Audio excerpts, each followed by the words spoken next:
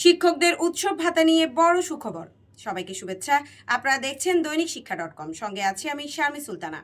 বেসরকারি স্কুল কলেজের শিক্ষক কর্মচারীর উৎসব ভাতা নিয়ে বড় ধরনের সুখবর দিয়েছে মাধ্যমিক ও উচ্চশিক্ষা অধিদপ্তর। গতকাল মঙ্গলবার পাঠানো উৎসব ভাতার প্রস্তাবে অনুমোদন দিয়েছে শিক্ষা মন্ত্রণালয়। এর ফলে খুব অল্প সময়ের ব্যবধানে শিক্ষক কর্মচারীরা আসন্ন ঈদ উল ফিতরের উৎসব ভাতা পেতে যাচ্ছেন। বুধবার মাউশির একটি সূত্র জানিয়েছে, আজ বিকেল 3:30টার দিকে শিক্ষক কর্মচারীদের উৎসব ভাতার অনুমোদন দিয়েছে শিক্ষা মন্ত্রণালয়। এরপরই উৎসব ভাতার তথ্য আইভাসে পাঠানো হয়েছে। আইভাসে পাঠানোর তথ্য বাংলাদেশ ব্যাংক ছাড় করার পরপরই শিক্ষক কর্মচারীদের ব্যাংক অ্যাকাউন্টে উৎসব ভাতার অর্থ চলে যাবে। আগামী রবিবার শিক্ষক কর্মচারীরা তাদের উৎসব ভাতা পেতে পারেন।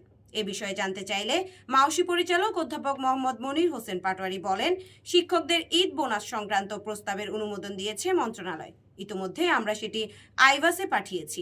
বাংলাদেশ ব্যাংক থেকে অর্থ ছাড় করতে একদিন লাগতে পারে। এরপরই শিক্ষক কর্মচারীরা তাদের ঈদ বোনাসের অর্থ পাবেন। জানা গেছে, প্রতি মাসে শিক্ষক কর্মচারীদের বেতনের প্রস্তাব পাঠান প্রতিষ্ঠান প্রধান।